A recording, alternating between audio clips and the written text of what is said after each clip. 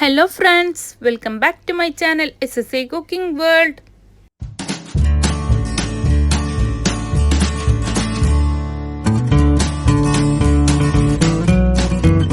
ഇന്ന് ഞാൻ നിങ്ങളുടെ മുമ്പിൽ വന്നിട്ടുള്ളത് നല്ല പഞ്ഞി പോലത്തെ ദോശയുടെയും അതുപോലെ തന്നെ തട്ടുകടയിൽ കിട്ടുന്ന നല്ല ചുവന്ന ചട്നി ഉണ്ടാവില്ലേ അതിൻ്റെ കൂടി റെസിപ്പി കൂടിയായിട്ടാണ് കേട്ടോ.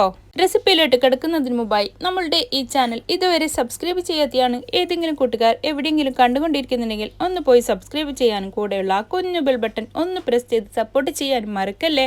എന്നാലേ ഞാനിടുന്ന പുതിയ പുതിയ വീഡിയോസിൻ്റെ നോട്ടിഫിക്കേഷൻ നിങ്ങളിലെത്തുകയുള്ളൂ, നിങ്ങൾക്കത് അപ്പോഴപ്പോൾ തന്നെ കാണാനും പറ്റത്തുള്ളൂ. ഇതിനു വേണ്ടി ഞാൻ എടുത്തിട്ടുള്ളത് 2 കപ്പ് പച്ചരിയാണ് കേട്ടോ. 250 മില്ലിൻ്റെ നമ്മൾ മൈദപ്പൊടിയൊക്കെ അളന്നെടുക്കൂലേ, ആ അളവിൻ്റെ മെഷറിംഗ് കപ്പിലാണ് ഞാൻ എടുക്കുന്നുള്ളത്. 2 കപ്പ്. അതിലേക്ക് 2 ടേബിൾ സ്പൂൺ മാത്രം ഉഴുന്ന് ഇട്ട് കൊടുക്കാം. ഒരു 1/4 ടീസ്പൂണ് നമ്മൾക്ക് ഉലുവയിലെ അത് ഇട്ട് കൊടുക്കാം. എന്നിട്ട് ഇതിനെ നല്ല പോലെ കഴുകിയെടുത്തതിന് ശേഷം വെള്ളത്തിൽ കുതിരാൻ വേണ്ടി വെക്കാം. ഒരു 3-4 മണിക്കൂർ വെള്ളത്തിൽ കുതിരാൻ വേണ്ടി വെക്കണം. 4 മണിക്കൂറിന് ശേഷമാണ് നമ്മൾ ഇതിനെ അരച്ചെടുക്കുന്നുള്ളത്. അതിലേക്ക് റൈസിലെ നമ്മൾക്ക് വെന്ത ചോറ്, പാലക്കാട് മട്ട അരിൻ്റെ ചോറാണ് ഇത്. നോർമൽ റൈസ്, വൈറ്റ് റൈസ് ഉണ്ടെങ്കിൽ അങ്ങനെ എടുത്താലും കുഴപ്പമില്ല. 2 കപ്പ് എടുത്തിട്ടുണ്ട്. ഇത് നമ്മൾ ഇതിലേക്ക് ഈസ്റ്റ് ഇട്ടെടുത്തിട്ടാണ് നമ്മളിത് ചുട്ടെടുക്കുന്നുള്ളത്. അപ്പോൾ ഇത് ഇളം ചൂടുവെള്ളമില്ലേ, ലൂക്ക് വാം വാട്ടർ, അതാണ് കേട്ടോ. ആ വെള്ളം ഒഴിച്ചെടുത്തതിന് ശേഷം അതിലേക്ക് നമ്മൾ 1 ടേബിൾ സ്പൂണ് ഷുഗറാണ് ഇട്ട് കൊടുക്കുന്നുള്ളത്. ഇതിലേക്ക് 1 ടീസ്പൂണ് ഫുള്ളായിട്ട് ഈസ്റ്റ്, ഇൻസ്റ്റൻറ്റ് ഈസ്റ്റാണ് ഞാനിവിടെ ഇട്ട് കൊടുക്കുന്നുള്ളത്. അപ്പോൾ പെട്ടെന്ന് നമ്മൾക്ക് ഫെർമെൻറ്റേഷൻ ആയി കിട്ടാൻ വേണ്ടിയിട്ടാണ് ഇൻസ്റ്റൻറ്റ് ഈസ്റ്റ് തന്നെ ഇട്ട് കൊടുക്കുന്നുള്ളത്. എന്നിട്ട് നമ്മൾക്ക് ഇതിനെ ഒന്ന് നല്ല പോലെ മിക്സ് ചെയ്തിട്ട് അതിനെ ഒരു സൈഡിലേക്ക് മാറ്റി വെക്കാം. അതിന് ശേഷമാണ് നമ്മൾ ഇതിനെ അരച്ചെടുക്കുന്നുള്ളത്. അപ്പോൾ ഇത് അരക്കുന്ന ടൈമിൽ ഇതിലേക്ക് ഒഴിച്ചു കൊടുക്കണ്ട. ഇത് അരച്ചെടുത്തതിന് ശേഷമാണ് നമ്മൾ ഈ ഈസ്റ്റിന് അതിലേക്ക് ഒഴിച്ചു കൊടുക്കുന്നുള്ളത്. അരി 4 മണിക്കൂറിന് ശേഷം ഇത് നല്ല പോലെ കുതിർന്ന് വന്നിട്ടുണ്ട്. അപ്പോൾ ഇത് 2 ബാച്ചായിട്ടാണ് ഞാൻ ഇതിനെ അരച്ചെടുക്കുന്നുള്ളത്. ഇത് നൈസായിട്ട് അരച്ചെടുക്കണം, അതുകൊണ്ടാണ് 2 ബാച്ചായിട്ട് ഇട്ട് കൊടുക്കുന്നുള്ളത്.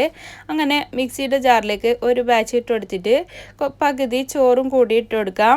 അതിനുശേഷം നമ്മൾ ഇതിലേക്ക് ഒരു 1/2 ടീസ്പൂൺ കൂടി ഷുഗർ ചേർത്ത് കൊടുക്കുന്നുണ്ട്. പിന്നെ പാകത്തിനുള്ള ഉപ്പും ഈ ടൈമിൽ തന്നെ ഞാൻ ചേർത്ത് കൊടുക്കുന്നുണ്ട്.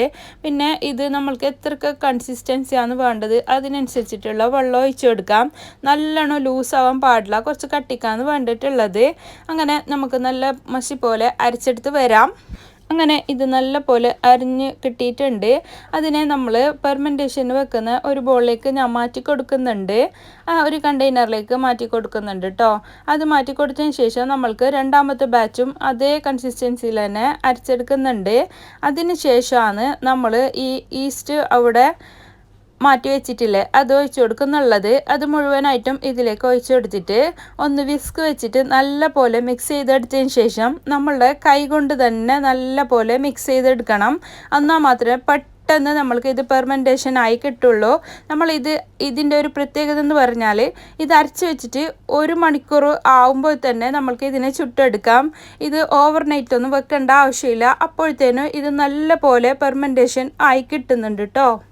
ഈസ്റ്റും സോഡപ്പൊടിയും ഒന്നും കൂടാതെ തന്നെ ഇതുപോലത്തെ വെറൈറ്റി വേറെ ഡിഫറെൻറ്റ് ദോശയുടെ റെസിപ്പിയും ഞാൻ ഇതിനു മുമ്പ് അപ്ലോഡ് ചെയ്തിട്ടുണ്ട്. അപ്പോൾ ആവശ്യമുള്ളവർ ഒന്ന് പോയി കണ്ടിട്ട് നോക്ക്.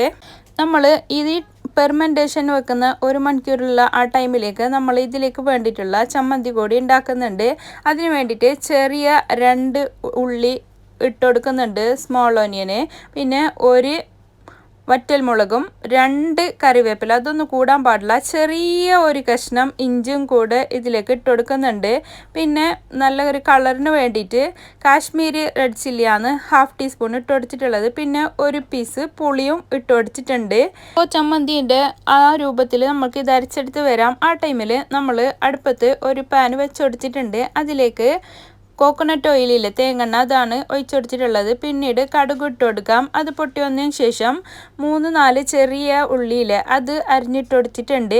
പിന്നെ കറിവേപ്പിലയും വറ്റൽമുളകും, അത്രയാണ് ഞാൻ ഇതിലേക്ക് ഇട്ട് കൊടുത്തിട്ടുള്ളത്. ഇത്രയും പാകത്തിനാണ് നമ്മൾക്ക് ഇതിനെ അരച്ചെടുത്ത് വരേണ്ടത്. നല്ലോണം നൈസായിട്ട് അരക്കേണ്ട ആവശ്യമൊന്നുമില്ല. ചട്നീൻ്റെ കൺസിസ്റ്റൻസി എല്ലാവർക്കും അറിയാവുന്നതല്ലേ, അതുപോലെ നമ്മൾ അരച്ചെടുത്താൽ മതി കേട്ടോ. ഇതിലേക്ക് പാകത്തിനുള്ള ഉപ്പും കൂടി ചേർത്ത് കൊടുക്കാം. എന്നിട്ട് ഇതിനെ തിളപ്പിക്കാൻ പാടില്ല. തിള വരുന്നതിന് മുമ്പായിട്ട് നമ്മൾ ഇതിൻ്റെ തീ ഓഫ് ചെയ്യണം, ഇല്ലെങ്കിൽ ഇതിൻ്റെ ടേസ്റ്റ് മാറും.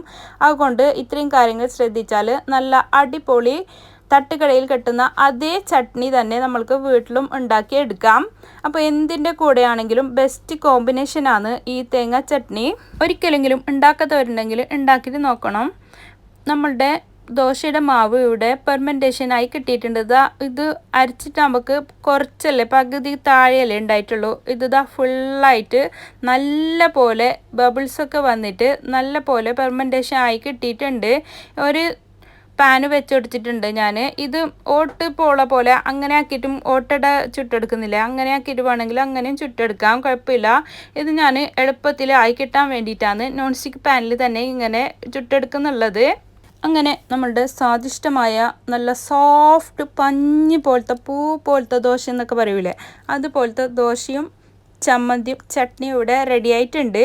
അപ്പോൾ എല്ലാവരും ഇതുപോലെ ഒന്ന് ഉണ്ടാക്കി നോക്ക്. എല്ലാവർക്കും ബ്രേക്ക്ഫാസ്റ്റ് ആയിട്ടോ ഡിന്നറായിട്ടോ കഴിക്കാൻ പറ്റുന്ന നല്ലൊരു റെസിപ്പി കൂടിയാണ് ഇത്. അപ്പോൾ തലേ ദിവസം ആരും അരിയൊക്കെ അരച്ച് വെക്കേണ്ട ആവശ്യമൊന്നുമില്ല. അപ്പോഴപ്പോഴത്തേനും തന്നെ അരി അരിച്ച ഉടനെ തന്നെ ഉണ്ടാക്കി കഴിക്കാൻ പറ്റുന്ന ഒരു ദോശയുടെ റെസിപ്പിയാണ് കേട്ടോ ഇത്. എളുപ്പത്തിൽ 1 മണിക്കൂറിനകം തന്നെ ദോശയും ഇതുപോലെ ചട്നിയും ഉണ്ടാക്കി കഴിക്കാം. എല്ലാവർക്കും ഒരുപോലെ ഇഷ്ടപ്പെടുന്ന ഒരു റെസിപ്പി കൂടിയാണ് ഇത്. കുഞ്ഞുമക്കൾക്കായാലും ഒത്തിരി ഇഷ്ടത്തോടെ അവർ കഴിക്കും. ദോശ തന്നെ വെറൈറ്റി ടൈപ്പിൽ വേറൊരു മെത്തേഡിൽ കൂടി ഉണ്ടാക്കുന്നുണ്ട്. അപ്പോൾ ഇതിലേക്ക് പച്ചരീൻ്റെ കൂടെ അതേ അളവിൽ തന്നെ നമ്മൾ മട്ട അരിയില്ലേ, പാലക്കാട് മട്ട, അത് കൂട്ടി ചേർത്തിട്ട് ഒരേ അളവിൽ ചേർത്തിട്ട് അരച്ചിട്ട് അതിലേക്ക് ഇഷ്ടമൊന്നും ഇടേണ്ട ആവശ്യമൊന്നുമില്ല. തേങ്ങ വെള്ളം ഉണ്ടെങ്കിൽ അത് ഒഴിച്ചെടുത്താൽ മതി. അപ്പോൾ ഇതുപോലെ തന്നെ ഓവർനൈറ്റ് വെക്കണം. പക്ഷേ എൻ്റെ ഈ റെസിപ്പി നിങ്ങൾക്ക് എല്ലാവർക്കും ഇഷ്ടപ്പെട്ടെന്ന് ഞാൻ വിചാരിക്കുന്നു. ഇഷ്ടപ്പെട്ടാൽ നിങ്ങളുടെ ഫ്രണ്ട്സ് ആൻഡ് ഫാമിലിക്ക് ഒന്ന് ഷെയർ ചെയ്ത് കൊടുക്കാനും ലൈക്ക് ചെയ്യാനും നിങ്ങളുടെ വലിയൊരു അഭിപ്രായങ്ങൾ താഴെ കമൻറ്റ് ബോക്സിൽ കൊടുക്കാനും മറക്കല്ലേ. ഇനിയും ഒരുപാട് പുതിയ വീഡിയോസുമായും കിച്ചൺ ടിപ്സുമായും നിങ്ങളുടെ മുമ്പിൽ വരുന്നത് വരെ എല്ലാവർക്കും bye bye. Thanks for watching.